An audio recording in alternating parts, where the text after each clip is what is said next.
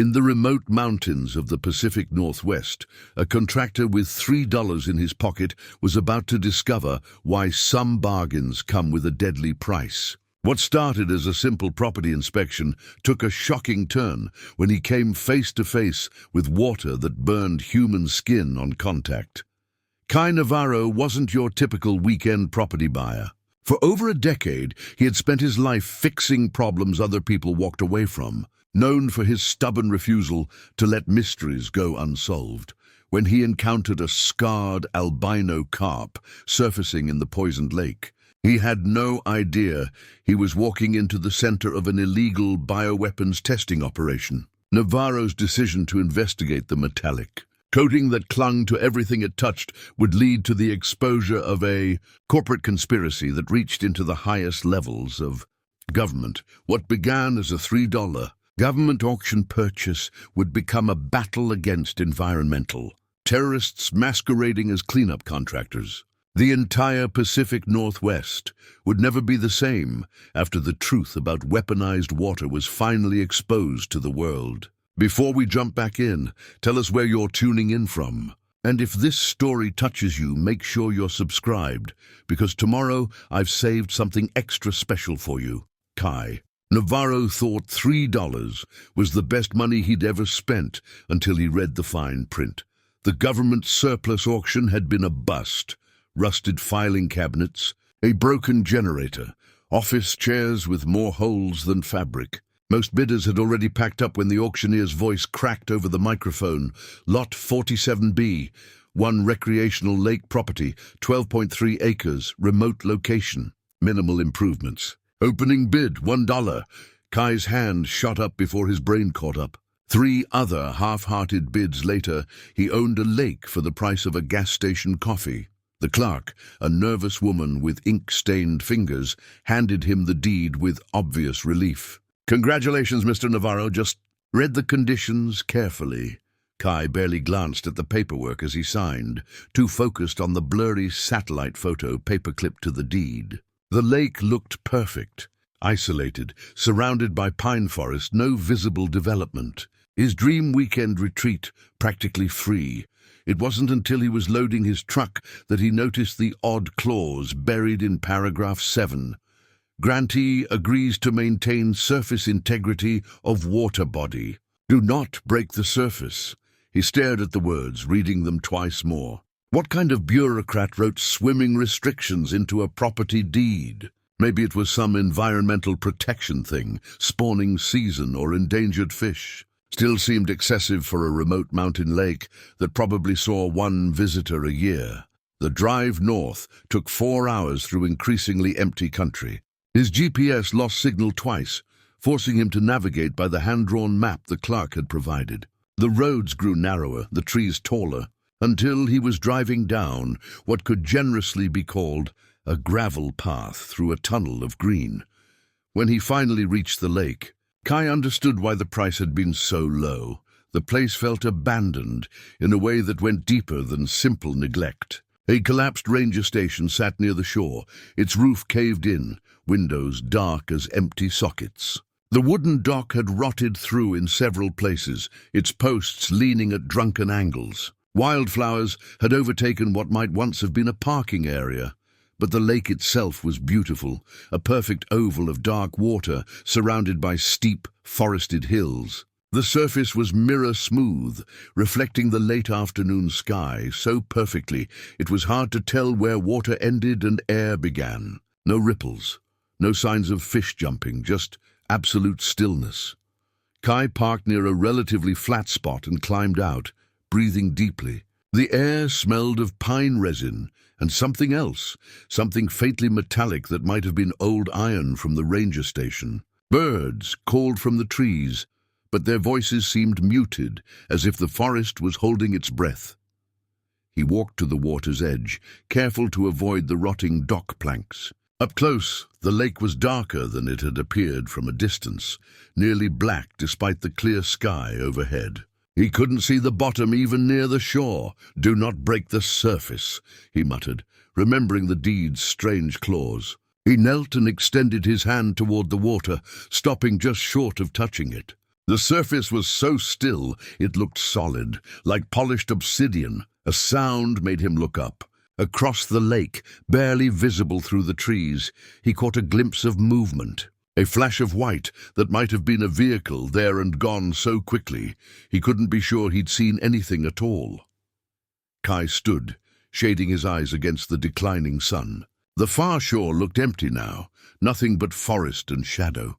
Probably just a park ranger checking on the area, though the nervous clerk hadn't mentioned anyone else having access to the property. He spent the rest of the daylight hours setting up camp in the old parking area, pitching his tent on the flattest patch of ground he could find. The collapsed ranger station drew his attention as the shadows lengthened.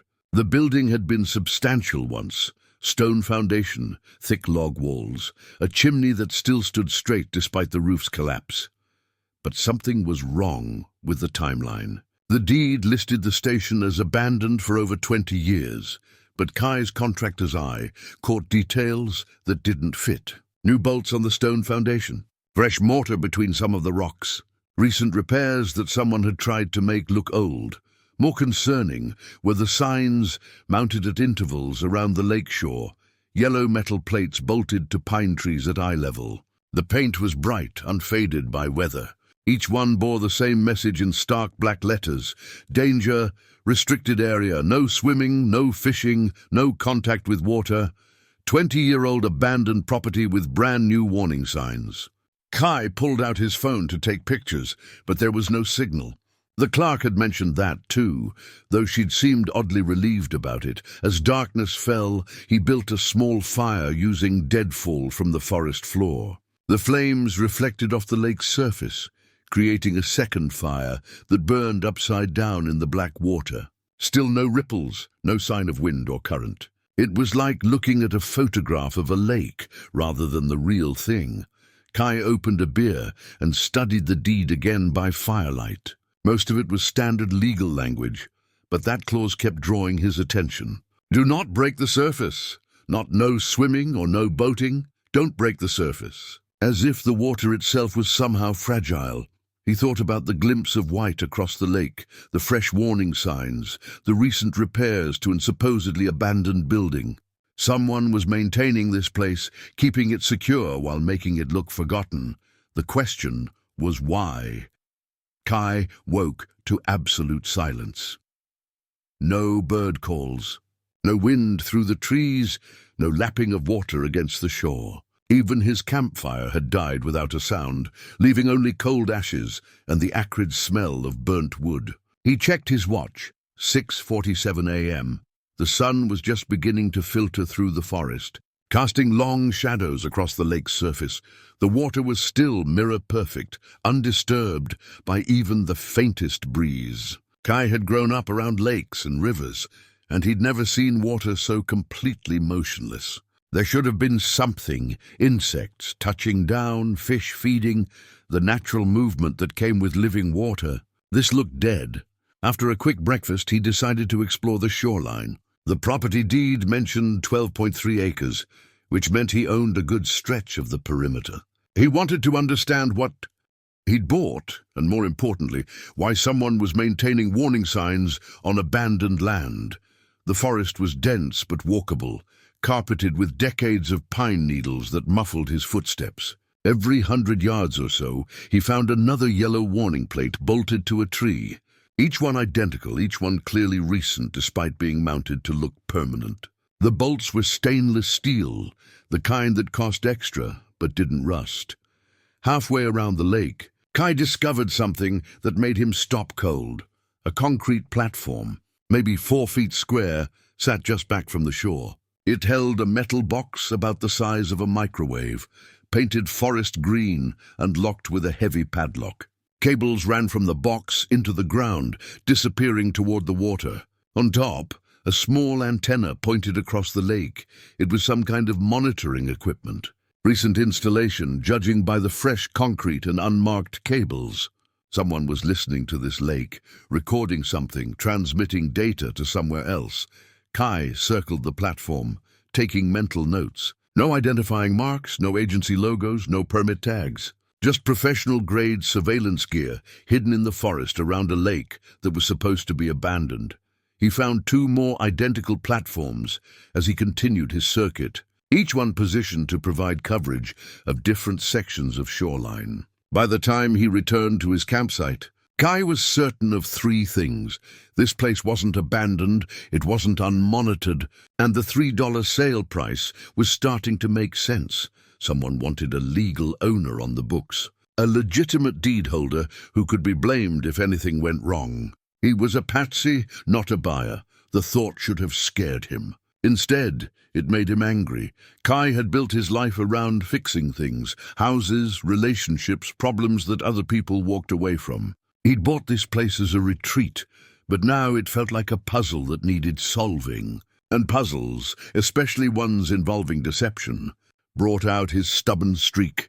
He spent the afternoon rigging up a simple fishing setup, not because he intended to fish, but because he wanted to test the water without technically breaking the surface. If the deed prohibited contact, maybe he could learn something by getting close.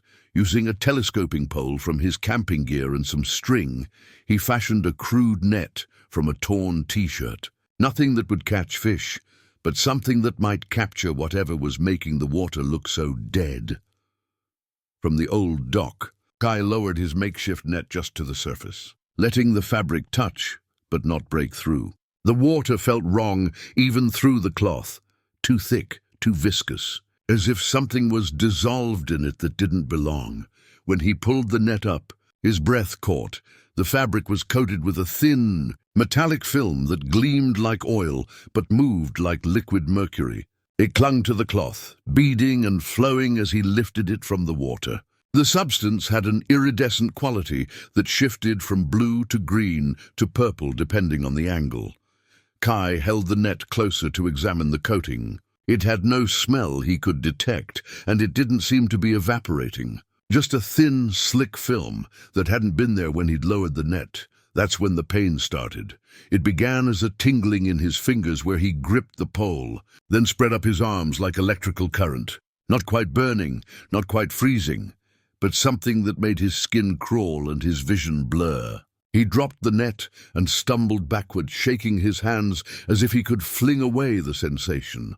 The tingling faded, but when he looked at his palms, he could see faint red marks where his skin had touched the pole. Not burns exactly, but irritation that was already beginning to blister. Kai stared at the abandoned net floating near the shore, its fabric still gleaming with that metallic coating. Whatever was in this water, it was designed to cause harm. The deed's warning wasn't about environmental protection, it was about human safety.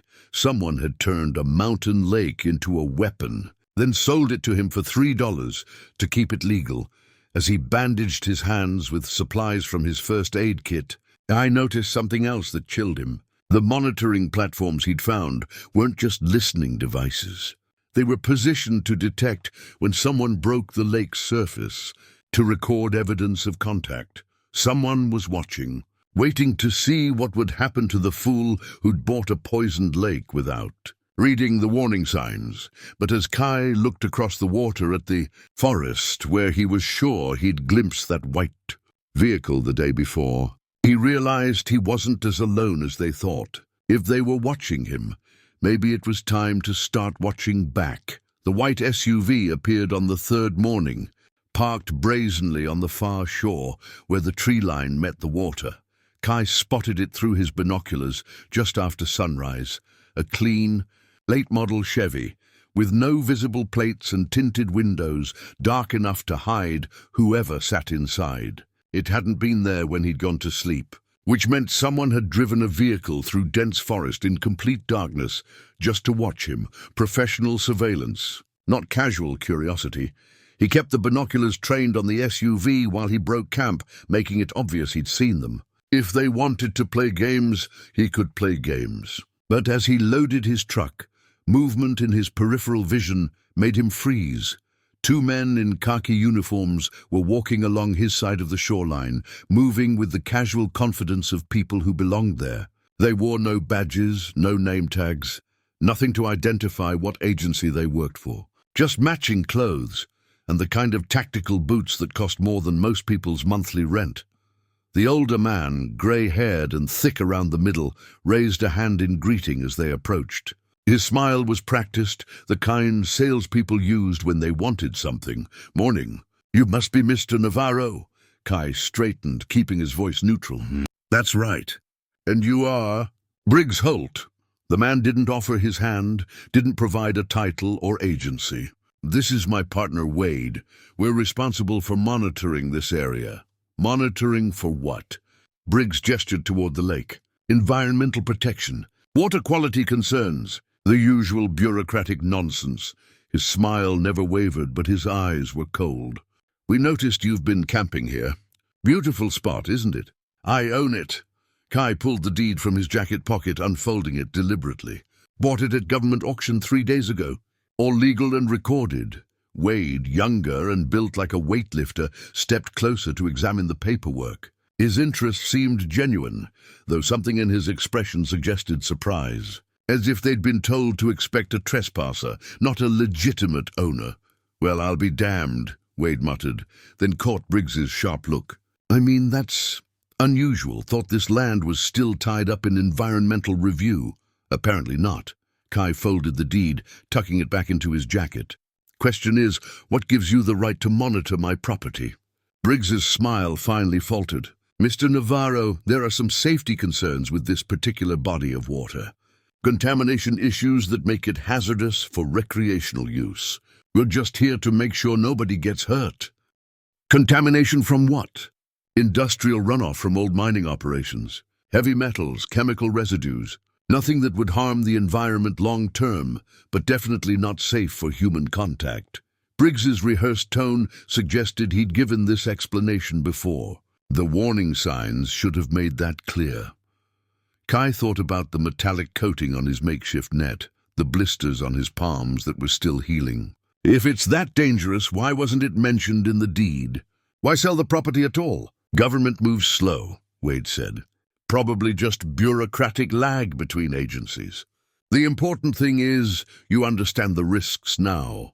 Oh, I understand perfectly. Kai met Briggs's gaze directly. What I don't understand is why environmental monitors need to hide surveillance equipment and park unmarked vehicles in the woods. Seems excessive for industrial runoff. The two men exchanged glances. Briggs's friendly mask slipped another notch. You've been exploring, haven't you, Mr. Navarro? Looking around, testing things you shouldn't test.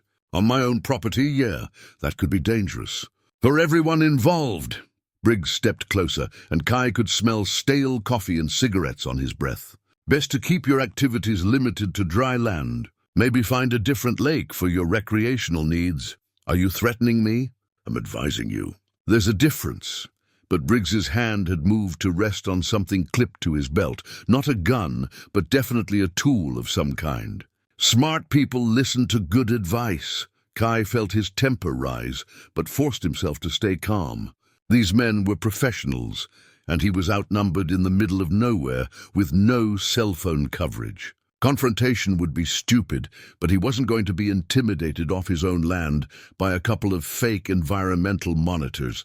I appreciate the advice, he said finally, but I think I'll make my own decisions about my property. Wade started to speak, but Briggs cut him off with a gesture. Of course. Just remember, some decisions can't be undone. And some accidents are harder to explain than others. With that, they turned and walked back the way they'd come, disappearing into the forest with the practiced silence of people accustomed to moving unseen. The white SUV was gone when Kai checked through his binoculars, leaving no trace that anyone had been watching. But Kai knew they were still out there, still monitoring, still waiting to see what he would do next. He packed the rest of his gear slowly, thinking through his options. He could walk away, find a different retreat property, pretend he'd never seen this place. That would be the smart choice, the safe choice, or he could dig deeper, find out what was really contaminating this lake and why it required armed guards masquerading as environmental monitors. That would be the dangerous choice, the kind that got people hurt.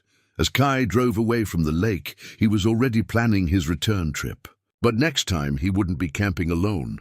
If someone was watching him, maybe it was time to find out who was paying them. And maybe, just maybe, it was time to break more than just the surface. Kai drove into Millbrook, expecting answers, and found a wall of deliberate ignorance instead. The town was the kind of place that survived on logging trucks and weekend tourists, a main street lined with bait shops, diners, and stores selling fishing gear to city people who thought flannel made them outdoorsy. Population maybe 800, the kind of place where everyone knew everyone else's business, except when it came to the lake. At Paulson's Hardware, Kai asked about industrial contamination in the area. The clerk, a weathered man with paint under his fingernails, looked genuinely confused. Contamination. Son, we've got the cleanest water in 3 counties. What lake you talking about? Kai described the location, using landmarks from his drive. The clerk's expression went carefully blank. Don't know any lake up that way. Nothing but forest and old logging roads. Maybe you got turned around. The same response at the gas station. The diner, the bait shop where a hand-painted sign advertised, best fishing in the mountains. Nobody knew about a Lake 12. Miles north, on Forest Road 447, nobody had heard of contamination problems or mining runoff. It was as if the place didn't exist.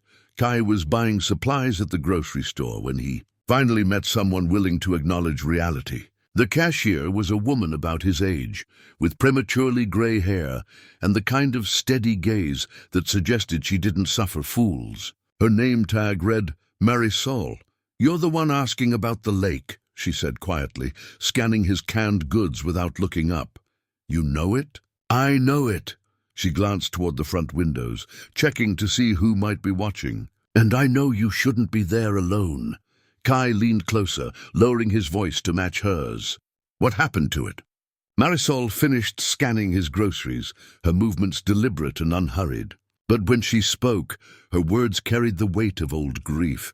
My brother used to fish there, Carlos. This was, 6 years ago now. Before the warnings, before the company men started showing up.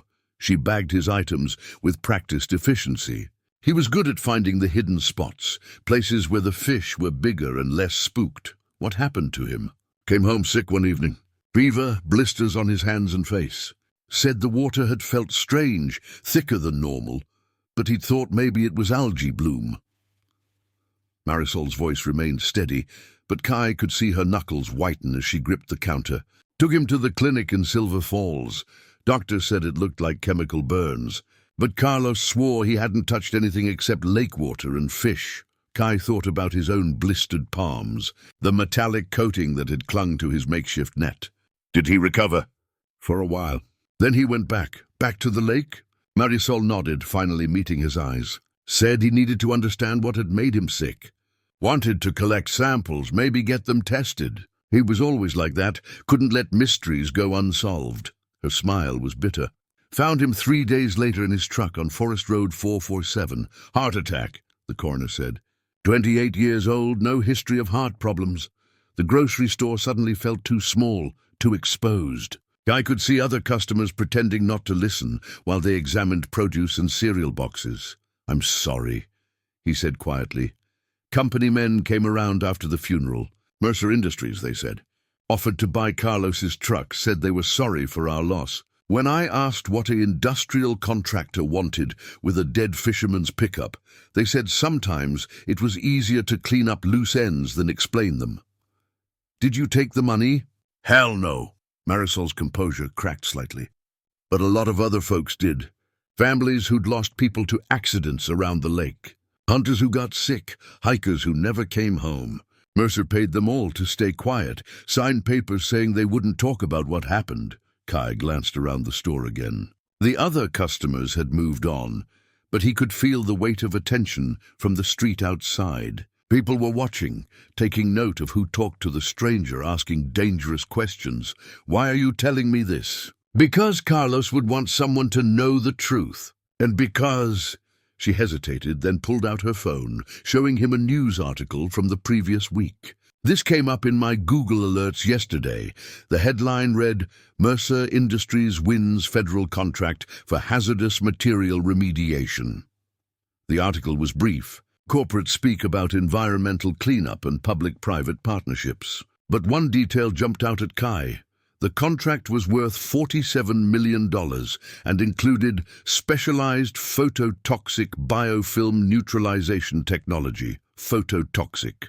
The same word Kai had looked up after his encounter with the metallic coating, trying to understand why his skin had reacted so violently to sunlight after touching the contaminated net. They're not hiding contamination, Kai realized. They're creating it, Marisol nodded grimly. Testing it, perfecting it, then selling it to the government as a cleanup solution. The lake is their laboratory, and people like Carlos are their test subjects. How long has this been going on? First deaths I can document go back 8 years. But there might be more. Companies good at making problems disappear, and they pay well for silence. She handed him his receipt, along with a folded piece of paper. That's my number. If you're planning to do something stupid, and I can tell you are, you might want to talk to Jonah Grey Eyes first. Who's Jonah? Tribal steward for the Cascade Nation. His people have treaty rights to the watershed that includes your lake. He's been fighting Mercer longer than anyone, but he needs proof they can't buy or bury. Kai pocketed the paper, then looked directly into Marisol's eyes. What would your brother do? Carlos would tell you to be smarter than he was. Don't go alone, don't trust the company men. And whatever you do, don't let them know you're coming until it's too late to stop you. As Kai walked out of the grocery store, he could feel eyes following him from windows and doorways. Millbrook wasn't just a town that had learned to keep quiet about the lake. It was a town that had been bought, one grieving family at a time, but Marisol had given him something more valuable than information. She'd given him the name of someone who might still be fighting. Jonah Grey Eyes met Kai at a coffee shop in Silver Falls, 30 miles downstream from the lake. He was younger than Kai had expected, maybe 45, with silver-streaked black hair and the kind of weathered hands that spoke of outdoor work. But his eyes held the weight of someone who'd seen too much and had to remember it all. Marisol said you bought the lake, Jonah said without preamble. That true? For $3 at a government surplus auction. Kai showed him the deed, noting how Jonah's expression darkened as he read the surface restriction clause. They're getting bold. Used to be they'd just fence it off, claim eminent domain for environmental protection. Now they're selling it to civilians to provide legal cover. Cover for what? Telling and preparing this story took us a lot of time, so if you are enjoying it, subscribe to our channel. It means a lot to us. Now back to the story. Jonah studied Kai for a long moment, as if weighing how much truth he could handle. Finally, he pulled out his own phone, scrolling through photos until he found what he was looking for. This was taken 3 days ago. Downstream from your lake, the image showed a section of creekbed lined with dead fish. Not just a few, hundreds of them, silver bodies carpeting the water like fallen leaves. But these weren't normal fish kills from disease or oxygen depletion. The fish were scarred, their scales mottled with the same metallic sheen Kai had seen on his contaminated net. Jesus, Kai whispered. It gets worse. Jonah swiped to the next photo. This is Ghost. The image showed a single fish, alive but clearly diseased. It was an enormous carp, maybe 20 pounds, but its normal coloration had been replaced by a sickly white that seemed to glow under the camera's flash. Patches of its skin had the same metallic coating as the dead fish, but this one had survived long enough to adapt. We've been tracking Ghost for 2 years now, Jonah explained. He's become something new, something that can live in water that kills everything else. The elders say he's a warning, nature trying to show us what happens when we poison the sacred places. You said we. Who else knows about this? My cousin works for Fish and Wildlife. Officially, she's documenting natural die-offs caused by drought and climate change. Unofficially, she's been collecting tissue samples and water data that prove this is deliberate contamination. Jonah leaned forward, lowering his voice. The Cascade Nation has treaty rights to this entire watershed. Our ancestors fished these waters for thousands of years before the first Europeans set foot here. When Mercer started their testing, they violated federal law, so why haven't you stopped them? Because proving it requires evidence, and evidence requires access to the contamination source. Every time we've tried to get close to the lake, Mercer's security people have blocked us. They claim it's private property, environmental protection zone, active cleanup site, whatever legal excuse works. But now it's actually private property, Kai realized. Mine, exactly. You have legal standing they can't easily challenge. If you're willing to let us onto the land to collect samples, document the contamination, we might finally have enough proof to force a federal investigation. Kai thought about Briggs Holt's veiled threats. The professional surveillance equipment hidden around the lake. The way an entire town had learned to pretend the place didn't exist. It won't be easy. They're watching the property constantly. I know.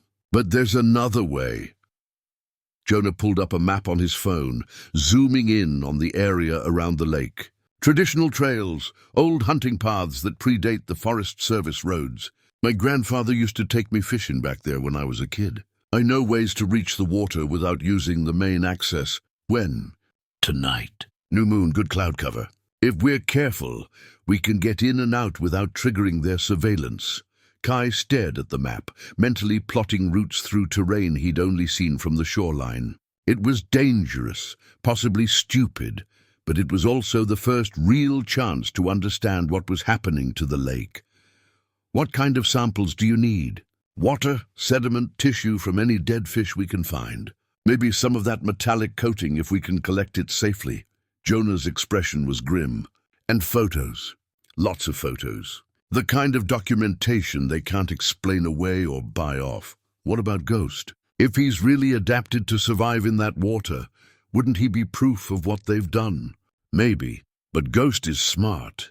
He's survived this long by staying away from the shoreline during the day, only coming up to feed at night when the surveillance is lighter. Jonah closed his phone, meeting Kai's gaze directly. That's why we need to go after dark. It's the only time we might see what's really living in that water. As they planned their approach, Kai felt the weight of crossing a line he couldn't uncross. Until now, he'd been a curious property owner, asking inconvenient questions. After tonight, he'd be actively working against people who had already proven they were willing to kill to protect their secrets. But the image of Ghost haunted him, a creature transformed by human greed, surviving in water that had become a weapon. If that's what they were doing to fish, what would happen to people who got too close? One more thing, Jonah said as they prepared to leave. If something goes wrong tonight, if we get separated or someone gets hurt, don't try to be a hero. These people have made entire families disappear.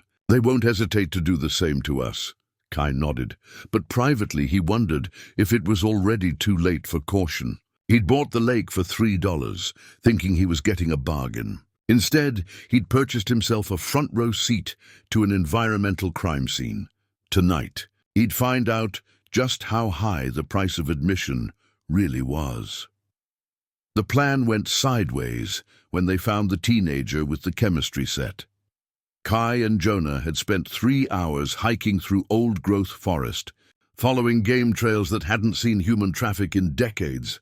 They'd reached the lake's eastern shore without triggering any alarms and were preparing to collect their first water samples when voices echoed across the water.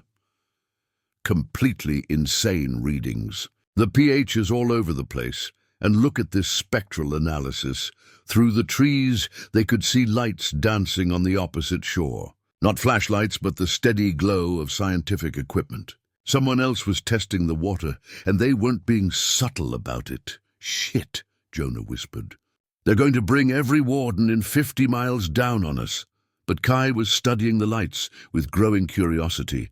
The setup looked professional, but improvised, like someone had cobbled together a portable laboratory from consumer electronics. The voice they'd heard was young, excited, completely unafraid. That's not Mercer Security, he said quietly. Someone else is investigating this place. They worked their way around the shoreline, moving carefully through the dense undergrowth. As they got closer, the lights resolved into a sophisticated but home-built testing station. Solar panels charged a bank of batteries that powered spectrometers, pH meters, and what looked like a microscope connected to a laptop computer. The person running the equipment was maybe 17 years old, with short dark hair and the kind of focused intensity that came from genuine scientific curiosity. They were wearing safety goggles and thick rubber gloves, handling a vial of lake water like it might explode. "This is incredible," they were saying to a camera mounted on a tripod. "The biofilm contains metallic nanoparticles. Looks like engineered graphene, suspended in some kind of polymer matrix. But here's the really crazy part. Watch what happens when I expose it to UV light." They switched on a small ultraviolet lamp and aimed it at the water sample. The reaction was immediate and violent. The sample began to glow with an eerie blue-green phosphorescence, while the metallic coating on the surface started to bubble and expand like it was alive. "Holy shit," the teenager breathed, then caught themselves. "Sorry, viewers, but this is definitely not naturally occurring contamination. Someone engineered this stuff to react to sunlight." Kai and Jonah exchanged glances. The kid had figured out in one night what it had taken them weeks to piece together. "We need to get them out of here," Jonah whispered. "If Mercer's security finds them..." "Wait." Kai was watching the teenagers set up more carefully. "Look at their equipment. That's not student-grade stuff."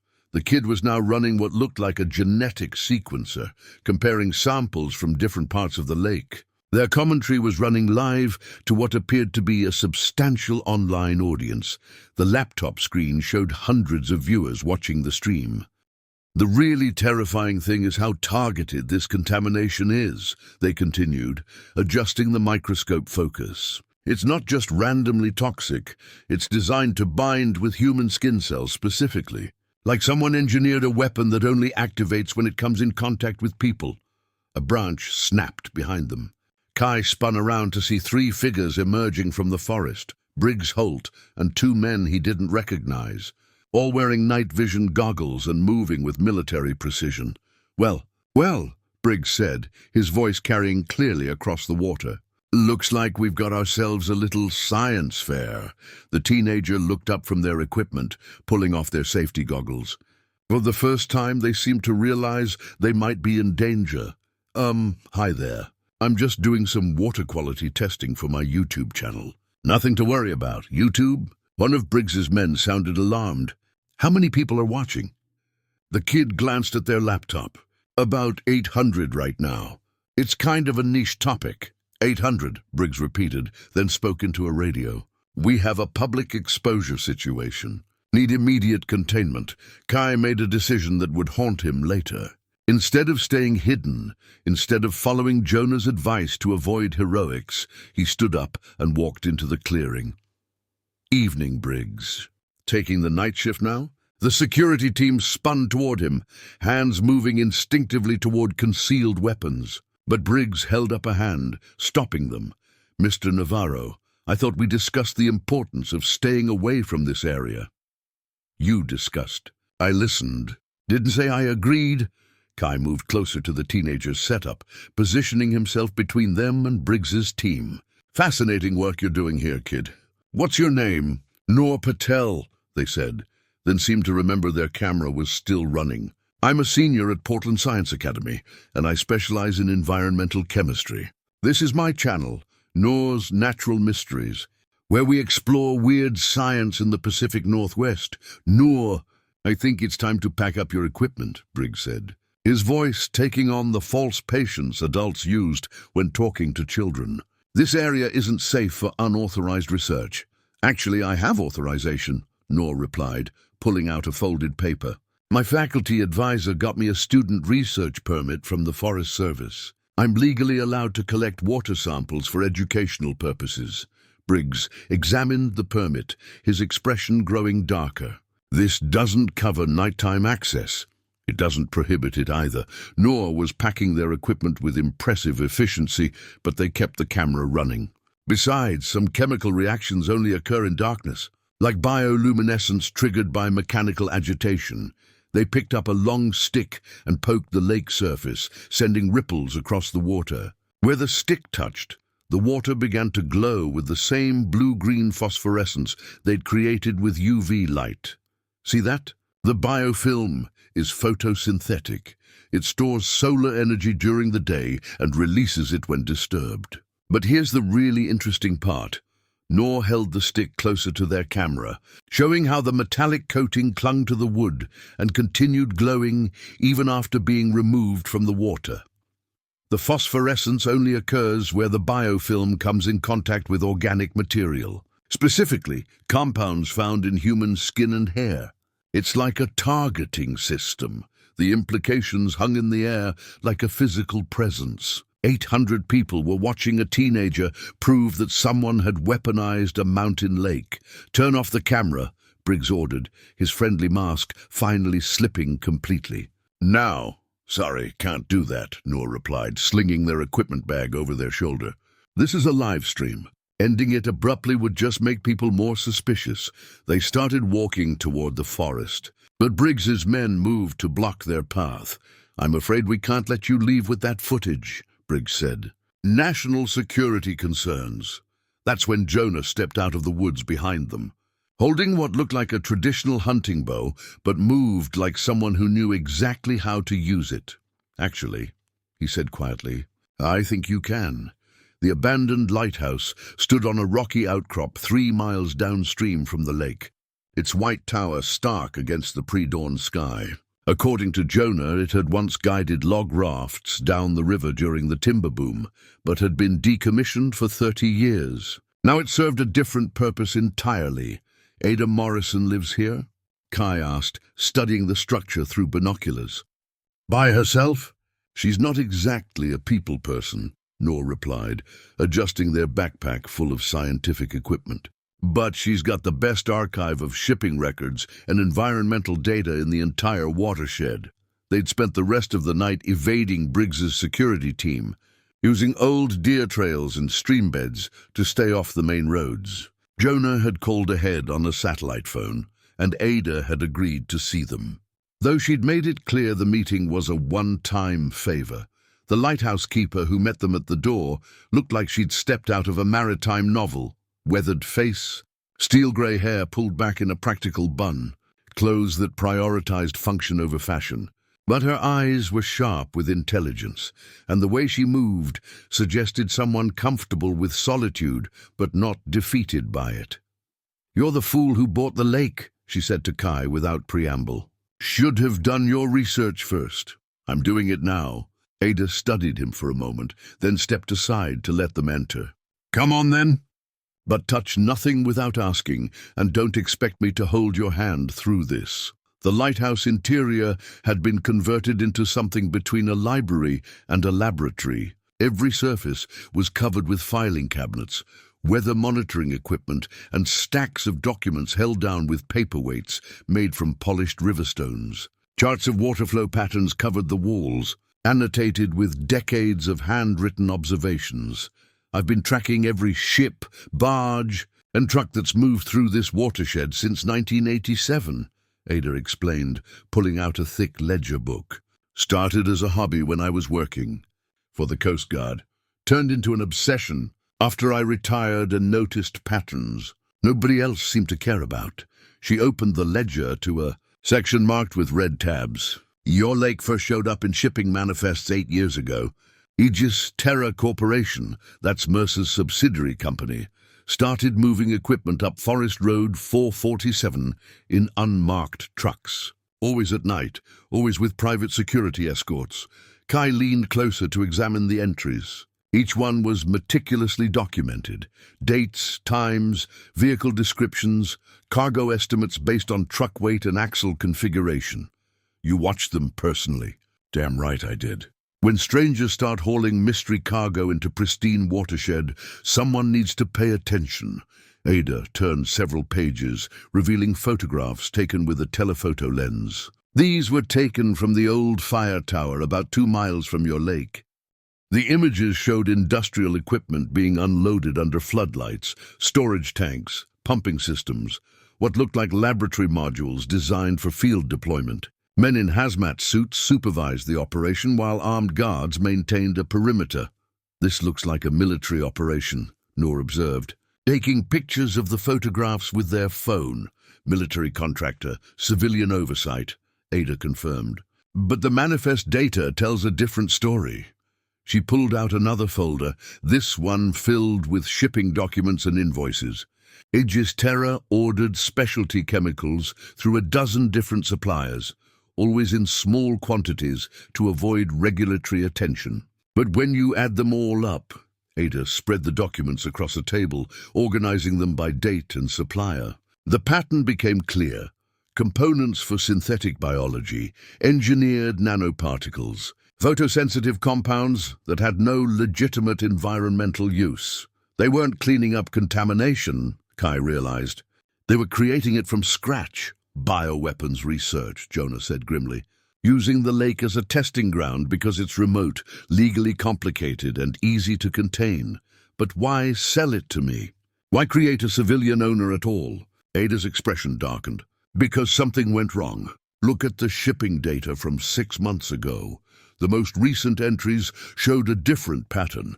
Emergency equipment deliveries, hazmat cleanup supplies, and multiple shipments of something called neutralization compound that arrived with extreme urgency markings.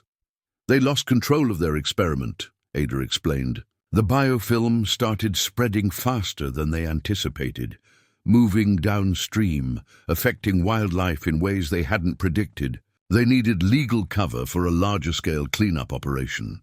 So they sold the lake to provide a legitimate property owner who could be blamed if anything went public, Kai finished. Exactly. If environmental activists or regulatory agencies started asking questions, they could point to you as the responsible party. A civilian who bought contaminated property and failed to properly contain it, nor was studying the chemical manifests with growing alarm. Some of these compounds, they're precursors for binary weapons. Harmless separately, but they combine to create something much more dangerous when mixed in the right proportions. The biofilm isn't just one engineered organism, Ada said. It's a delivery system. Whatever they were really developing, the metallic coating is just the carrier.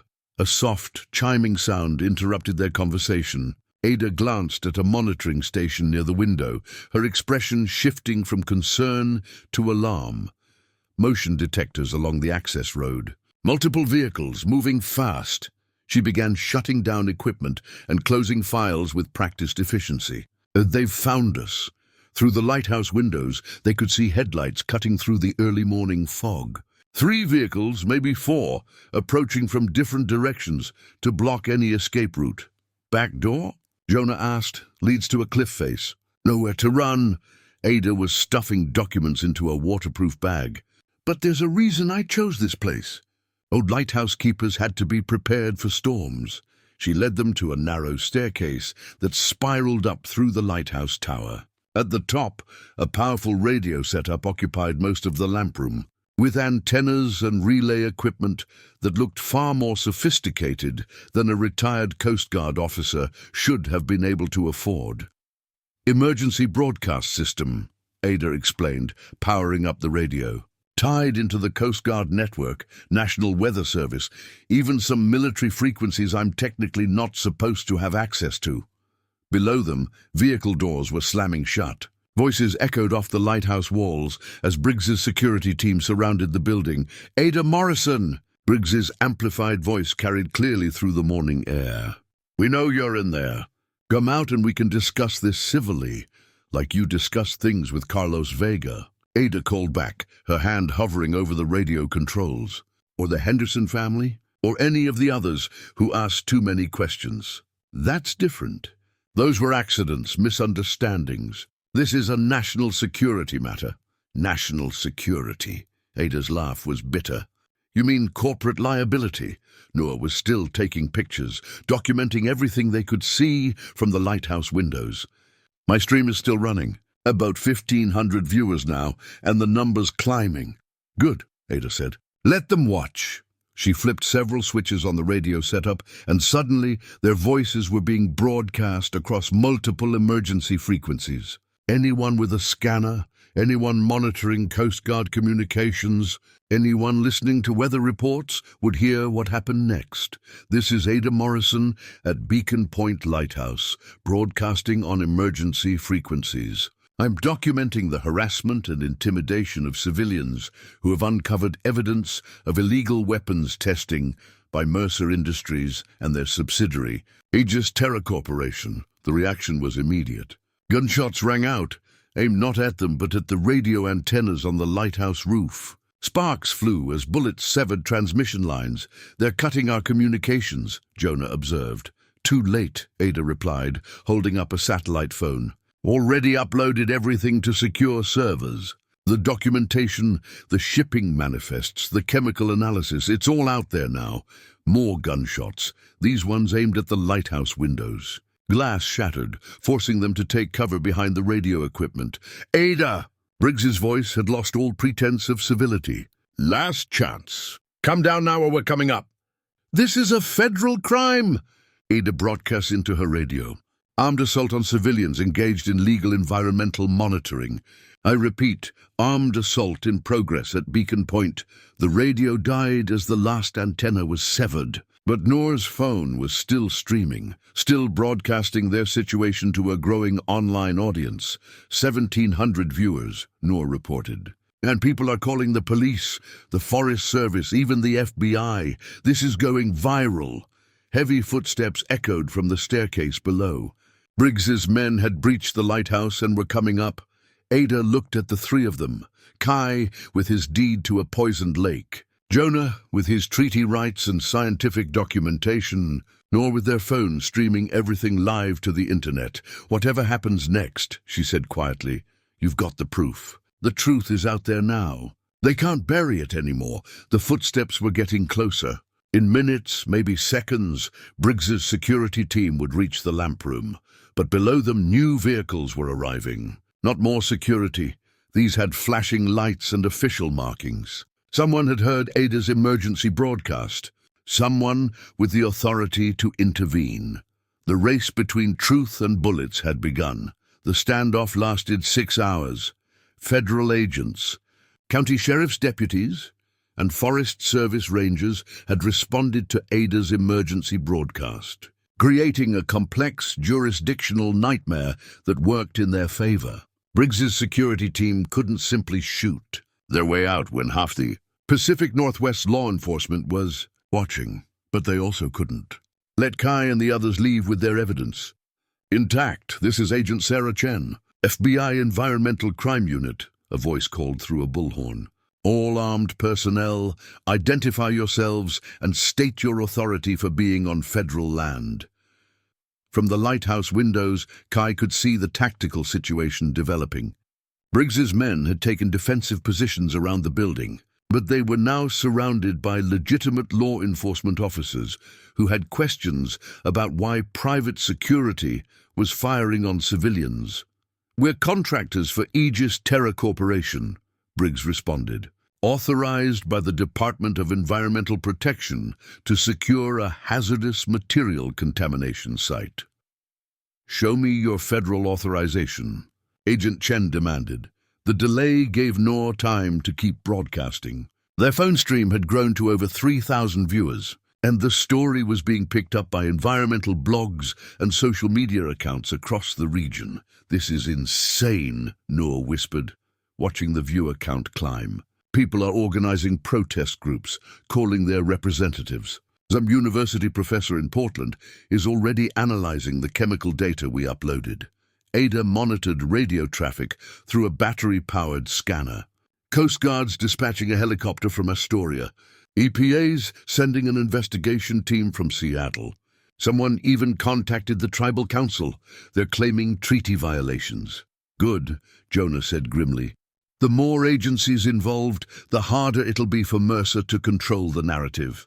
But Kai was watching Briggs through binoculars, noting how the security leader kept checking his phone and speaking into his radio with increasing urgency.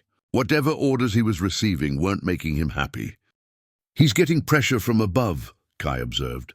"Someone wants this situation resolved quickly, or permanently," Ada added darkly, as if summoned by her words. A new voice joined the tactical radio chatter, calm, authoritative, and immediately recognizable to Ada as corporate rather than law enforcement. "This is Richard Mercer, CEO of Aegis Terror Corporation. I'm en route to personally oversee the resolution of this situation." Ada went pale. "He's coming here?" "Mercer never leaves his corporate bubble unless something's gone catastrophically wrong." "Maybe that's good," Noor suggested. "If he's here in person, if I can get him on camera." "No," Ada cut them off. "You don't understand. Mercer doesn't come to clean up problems. He comes to eliminate them." Through the scanner, they heard Agent Chen challenging the new arrival. "Mr. Mercer, this is a federal investigation. You need to remain outside the perimeter."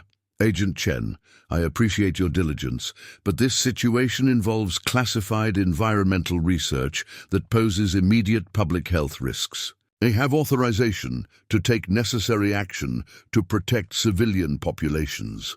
The bureaucratic dance continued, but Kai could see vehicles moving in the distance. Not law enforcement vehicles. Black SUVs with government plates and the kind of aggressive positioning that suggested people accustomed to getting their way. "Homeland Security," Ada identified. "Mercer's calling in federal favors. Can they do that?" Noor asked. "Just override the FBI? Environmental terrorism is a federal crime," Jonah explained. "If Mercer can convince them we're threatening public safety, then we become enemy combatants instead of witnesses," Kai finished. The tactical situation was shifting rapidly.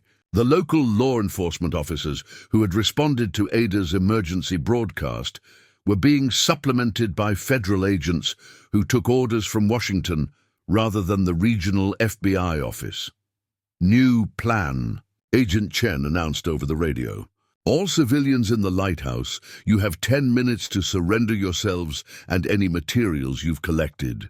This is now classified as a potential bioterrorism incident." "Bioterrorism?" Ada laughed bitterly. "They're calling us the terrorists." But Noor was still broadcasting, still connecting to an audience that was growing by the minute. The live stream had attracted the attention of investigative journalists, environmental activists, and even some members of Congress who specialized in corporate oversight. "Wait," Noor said, scrolling through comments on their stream. "Look at this. Someone's cross-referenced the shipping manifests we uploaded with federal procurement records. Aegis Terror has contracts with the Defense Department for non-lethal crowd control applications. They're not just testing bioweapons," Kai realized. "They're developing them for the military. Crowd control that targets human skin cells," Jonah added. "Something that could be deployed against protesters, dissidents, anyone the government wants to disperse without using obvious force." The implications hit them all simultaneously. This wasn't just corporate environmental crime. It was the development of chemical weapons designed for domestic use. "We can't surrender," Ada said firmly. "If they take us into federal custody under terrorism charges, we disappear into the system. No lawyers, no media coverage, no way to get the truth out. But we can't stay here either," Noor pointed out. "They'll storm the lighthouse eventually." Kai looked around the lamp room, studying their options. The lighthouse was built like a fortress, but it was also a trap. Once Mercer's people controlled the narrative, once they were labeled as terrorists rather than whistleblowers, public opinion would shift against them. "There's a third option," he said slowly. "We give them what they want, but not how they want it." Meaning, Mercer needs this story buried. The federal agents need to show they've resolved a security threat. The public needs to see justice being done. Kai pulled out his phone, checking the signal strength. "What if we give everyone what they need?" Before anyone could ask what he meant, Kai was dialing 911. "This is Kai Navarro, owner of the property at the center of today's standoff. I want to turn myself in, but I have conditions." Richard Mercer looked nothing like a bioweapons manufacturer. He was in his 60s, well-dressed, but not flashy, with the kind of authoritative presence that came from decades of corporate boardrooms and government contracts. When he stepped out of his black SUV and walked toward the lighthouse, he projected calm confidence despite the chaos surrounding him.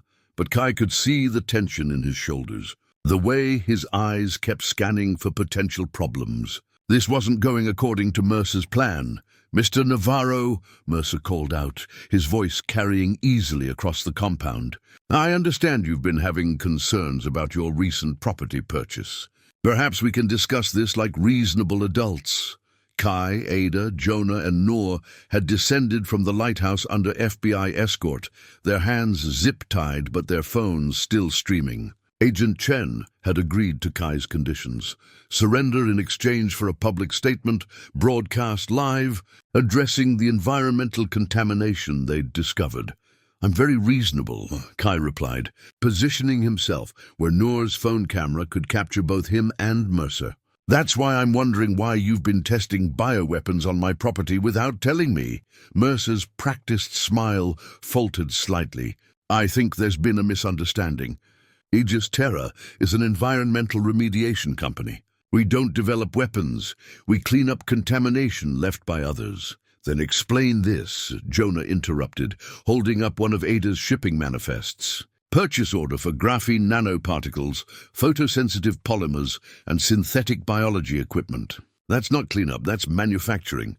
Those materials have legitimate environmental applications for targeting human skin cells specifically." Noor's voice was steady despite their bound hands. "I've got spectroscopic analysis showing that your remediation compound is designed to bind with human DNA and activate under UV exposure." The live stream viewer count had exploded past 5,000. Comments were flowing so fast they were impossible to read. But the general sentiment was clear. People were angry, and they were paying attention. Mercer glanced at the phone cameras, then at the federal agents who were supposed to be supporting him. Agent Chen was listening to her earpiece with a troubled expression. "Sir, I'm getting reports that this live stream is being watched by journalists from the Washington Post and New York Times. There are also congressional staffers monitoring the feed." "Turn off the cameras," Mercer ordered. "Can't do that, sir. Part of the surrender agreement was public transparency." "Then modify the agreement." "Sir, with respect, that's not how legal agreements work." Kai could see Mercer's composure cracking. The corporate executive, who was accustomed to controlling every variable in his environment, was discovering that public scrutiny operated by different rules. "Mr. Mercer," Kai said loudly enough for the phone cameras to pick up clearly, "why don't you tell everyone watching about the federal contracts Aegis Terra has for non-lethal crowd control applications?" "That's classified information." "Was classified," Noor corrected. "Someone leaked the procurement records an hour ago. It's all over Twitter now." Agent Chen was getting more reports through her earpiece. "Sir, the EPA administrator is demanding an immediate investigation. The Tribal Council is filing federal charges for treaty violations. And there's a reporter from 60 Minutes on the way." Mercer's mask was slipping completely now. The reasonable businessman was being replaced by something harder, more desperate. "Agent Chen, I need you to classify this entire situation under national security protocols. Media blackout, witness detention, full federal override." "Sir, I don't have that authority." "Then get someone who does." The outburst was exactly what Noor's camera needed. 5,000 viewers had just watched a corporate CEO demand that federal agents suppress evidence of environmental crimes in real time. But Kai was watching something else. Movement in the forest beyond the lighthouse compound. Figures in tactical gear, moving through the trees with military precision. Not FBI, not local law enforcement. Private contractors with weapons and the kind of discipline that suggested they weren't planning to take prisoners. "Ada," he said quietly, "your emergency radio, does it reach the Coast Guard base in Astoria?" "Should, if they're monitoring the right frequencies. Tell them we need immediate air support. Armed contractors approaching our position. Federal agents may be compromised." Ada began speaking rapidly into her portable radio, while Mercer continued his increasingly frantic attempts to control the narrative. But it was too late for damage control. The story was out, the evidence was public, and thousands of people were watching him dig his own grave. You want to know what we were really developing? Mercer finally snapped, his corporate facade completely abandoned. A tool for maintaining civil order when traditional methods fail. Something that could disperse crowds, control riots, pacify populations without permanent harm.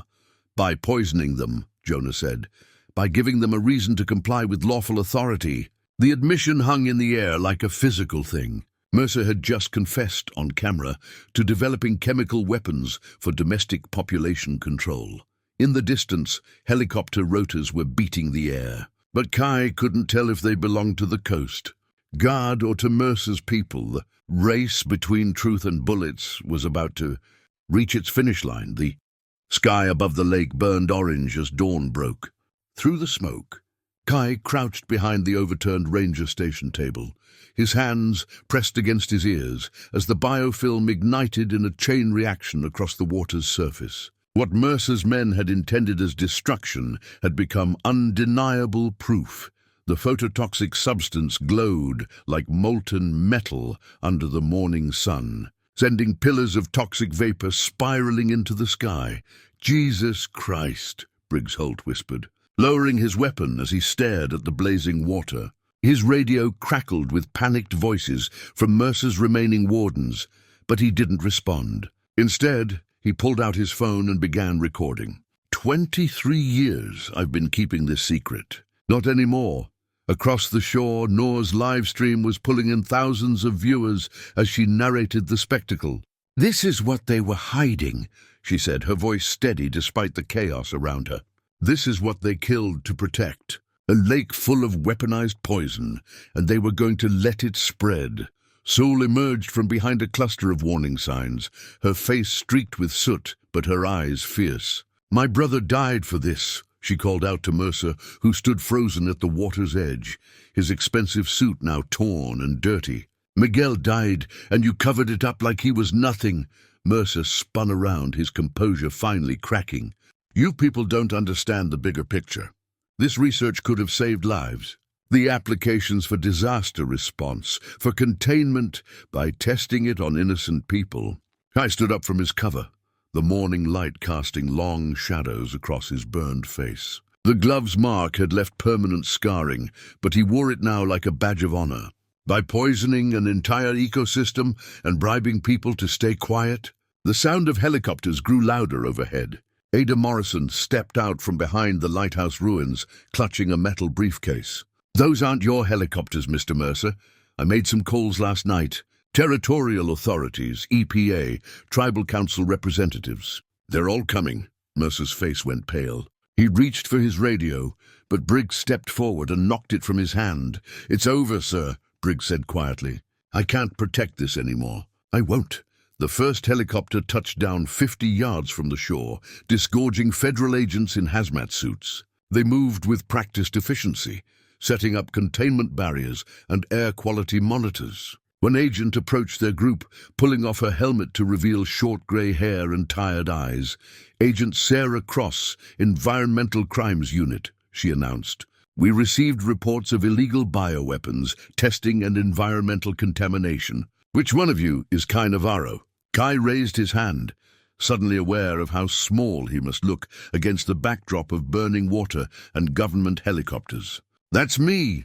You've caused quite a stir, Mr. Navarro. We've been tracking this case for months, but we needed someone on the inside to break it open." She gestured toward the glowing lake. "Your girlfriend's live stream has been viewed over 2 million times in the past hour. Congress is already calling for hearings." "She's not my girlfriend," Kai said automatically, then caught Noor's amused expression. "I mean, doesn't matter," Agent Cross said. "What matters is this." She held up a tablet showing social media feeds, news alerts, and official government statements. Aegis Terra's stock has crashed. The CDC is launching a full investigation, and Mr. Mercer here is about to have a very long conversation with us. 2 agents moved to flank Mercer, who seemed to shrink inside his ruined suit. "This is a mistake," he said, but his voice lacked conviction. "I have lawyers. I have contracts with the government. You can't just—" "We can and we are," Agent Cross said firmly.